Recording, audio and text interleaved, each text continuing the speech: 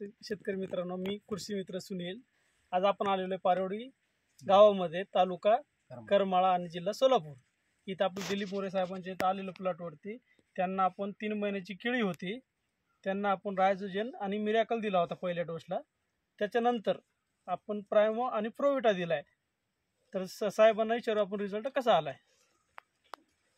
साहेब बोला. साहेब, मला काय एवढं बोलता येईल. हो, पण आपण 3 महिन्याची केळी होती आपली, त्यावेळेस आपण आपण मुळीसाठी आणि वाढीसाठी प्रोडक्ट दिलं होतं. माझी असताना 3 महिन्याची लहान केळी होती, त्यांनी मुळीसाठी आणि वाढीसाठी औषध दिलं. मला रिझल्ट चांगला मिळाल्यानंतर अजून दुसरा एक डोस दिला, प्रायमो आणि प्रोविटा. प्रायमो आणि प्रोविटा. बरोबर. त्याचा बी रिझल्ट चांगला आलाय. ही माझा प्लॉट आहे. आता किती महिन्याची केळी झाली साधारण आपली? साधारण माझी 6.5 महिन्याची. 6.5 महिन्याची, बरोबर.